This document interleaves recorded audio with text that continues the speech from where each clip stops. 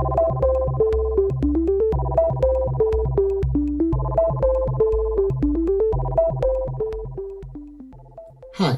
I am danmirceasuciu. Welcome to Software Project Management Course Notes, a podcast created based on Agile Software Development online classes I deliver to Software Engineering Master Program at the Faculty of Mathematics and Computer Science from S2E04 University.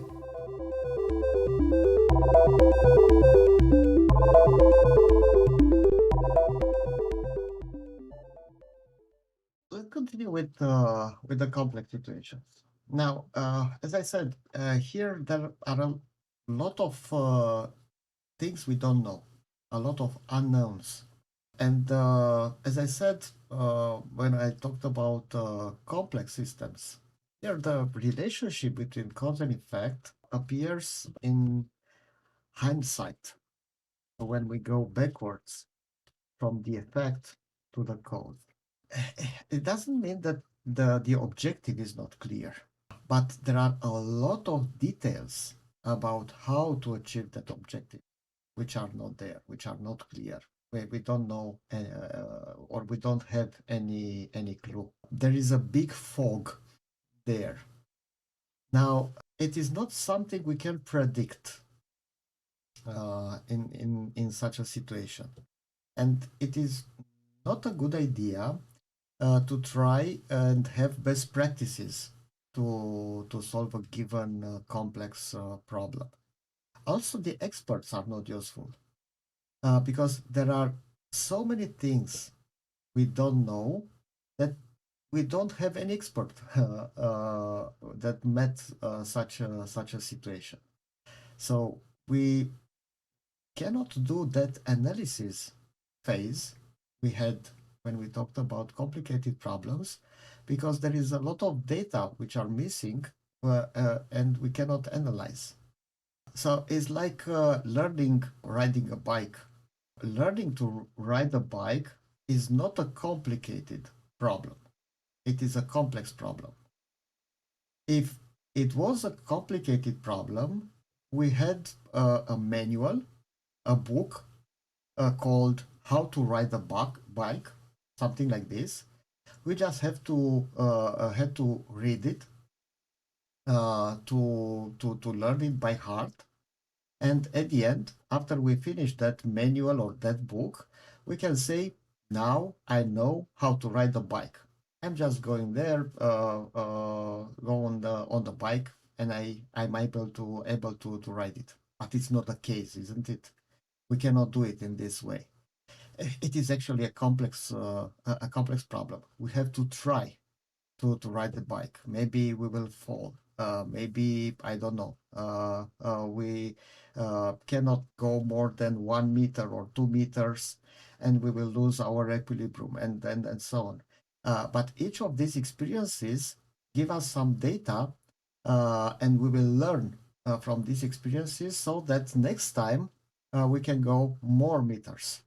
We are more able to look further and maintain the equilibrium to synchronize the feet and so on.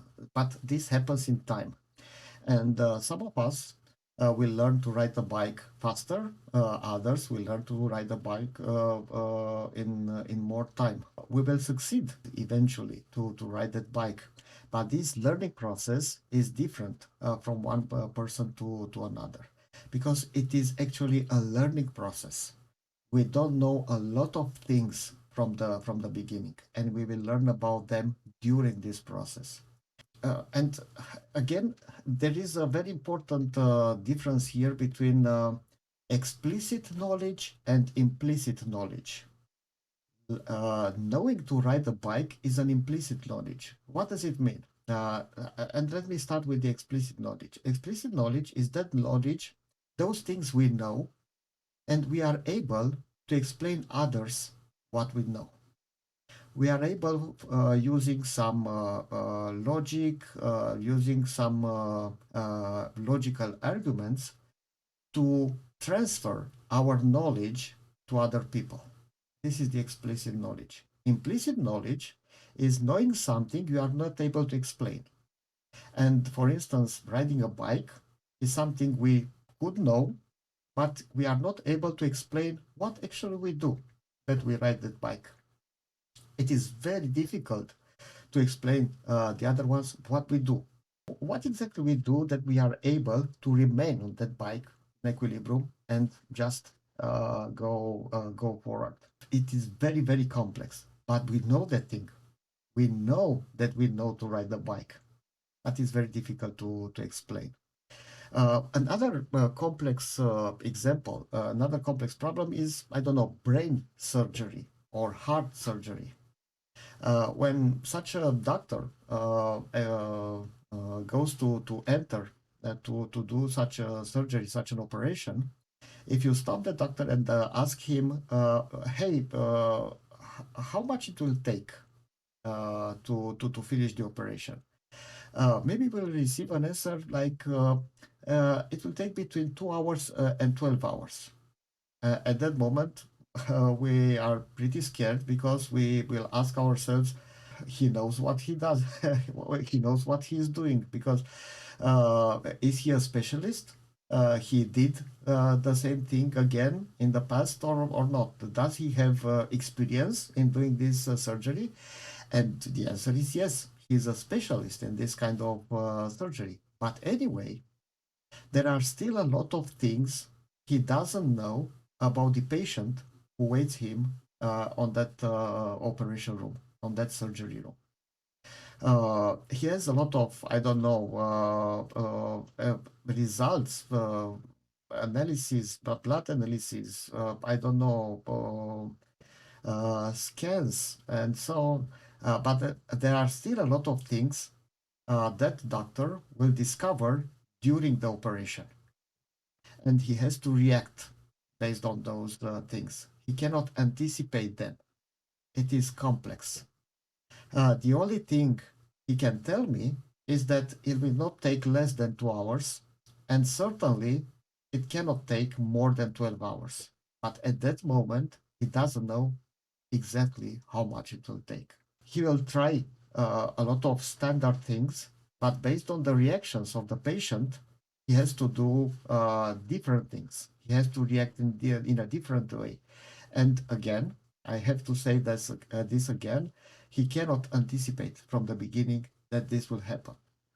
So usually when we solve a complex problem, we go through these 3 steps. We probe, we do an experiment, we observe the result of that experiment, we try to understand why we obtained that result, and after that we go back and read and we have to do again the experiment with different parameters. We do some small changes and repeat the experiment again. We have to examine to inspect the result of that experiment, and we do again and again and again, and suddenly the things start to become more clear, and we see a possible solution to our problem. We start to discover the solution. We didn't anticipate that solution from the beginning, but that solution emerged during this process, during these repeatable cycles. So it's a trial and error process. We try something, we fail, we ask ourselves what we learned from this failure, and we try again in a different way, and again and again and again, and we will stop when we'll have a good enough solution to our problem. This is the way to approach complex problems. So as I said here, we don't have best practices, we don't have good practices because we don't have this luxury. We don't have those experts to give us from the very beginning the scenario we have to follow in order to solve our problem. We have emergent practices, and these emergent practices allow us to discover the solution during the process. So usually the approach here is also called fail fast, fail often.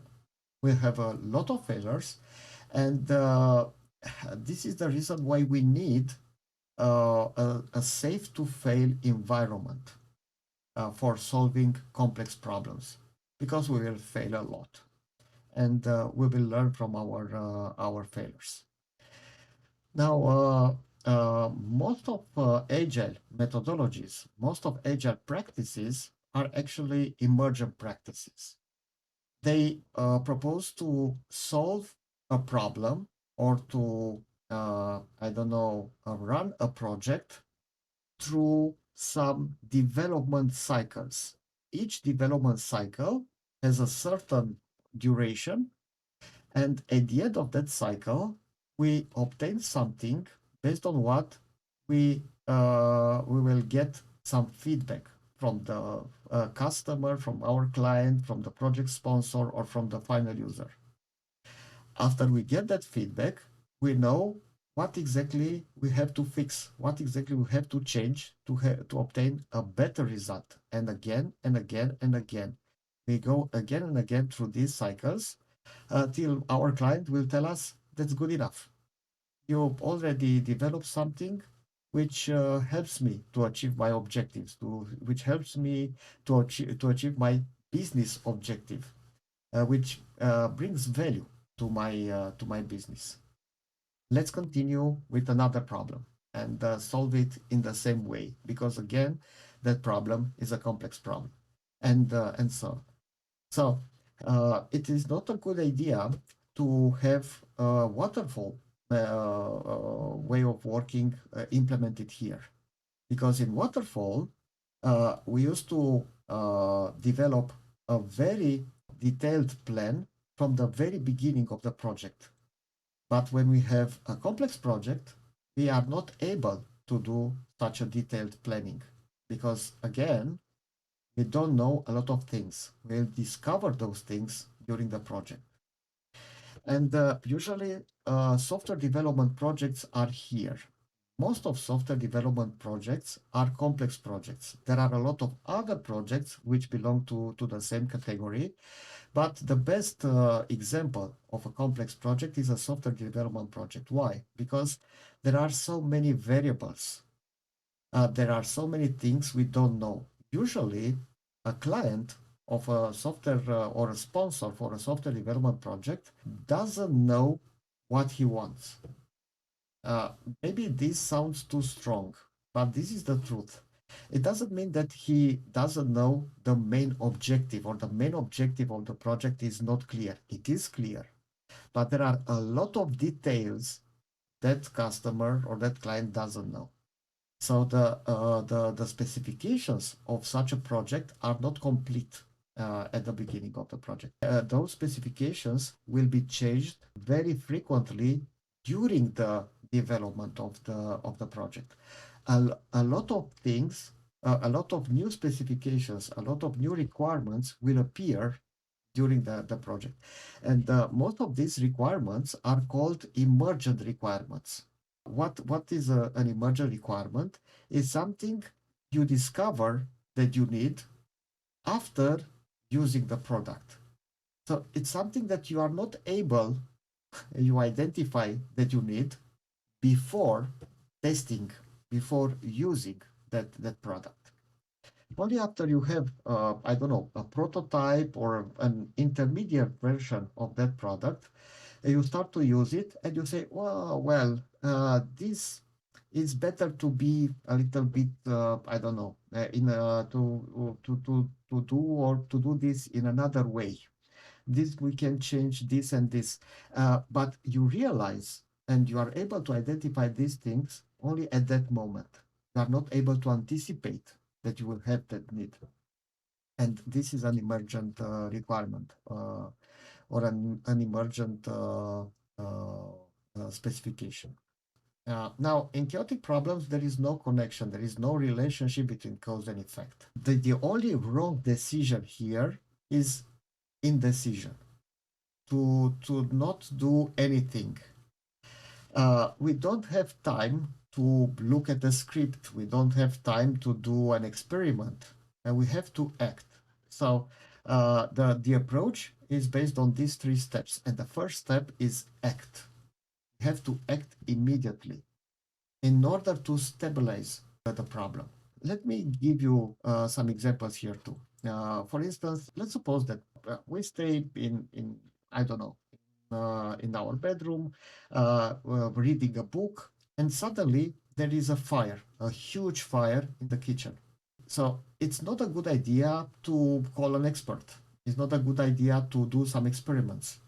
The most clever thing to do is to go out, to be somewhere where it's safe, where it's safe to be. You have to act immediately. And only after that, of course, you can ask yourself why that happened, or you can ask yourself, how can I extinguish that fire? But first of all, we have to act. Another example, we as a team developed a software for a bank. We installed the application at the bank server, and after a couple of days, somebody calls me from the bank telling me that, well, I don't know what happens, but it seems that after every 15 minutes, we lose 2,000 euros from our accounts or from our customers' accounts. It's not a good idea to wait for another 15 minutes to see what happens. You have to react immediately. I don't know, to stop the server, to disinstall the application, and after that, in a safe to fail environment, to do some tests and to understand where is the problem. But the first thing is to react, to act actually. So here we have novel practices. Usually here we do things we don't do in a normal situation. And here are a lot of exceptions we do when we are in such a phase, in such a situation. Now, looking again on all these four categories: obvious, complicated, complex, chaotic problems, we have to ask ourselves to which category our project belongs. Where is our project? Is it an obvious project? That means that most of the tasks we have to execute on our project are obvious. If most of the tasks on our project are complicated, we can say that our project is complicated, even if it has a couple of complex tasks, let's say. But if most of the tasks of that project are complex, we can say that it is a complex project. And we have to deal with that project in a different way. We have to approach that project in a different way. We have to use a different methodology in this case. Most of the time, we don't deal with obvious or chaotic projects. So most of the time, we deal with complicated or complex projects. And as I said, for complicated projects, the best way to approach them is to use a traditional project management methodology, like waterfall, like V model, like spiral model, and so on, like Prince2. There are a lot of such predictive project management methodologies. For complex projects, we have agile methodologies. We have Scrum or Lean product or Lean project management or extreme programming or other different practices, which almost all of them use development cycles, and they interact very often with the final customer because they need feedback. At the end of each development cycle, they need a feedback from the customer to assure them that they are closer to the solution, or they have to do many other things in order to solve that problem.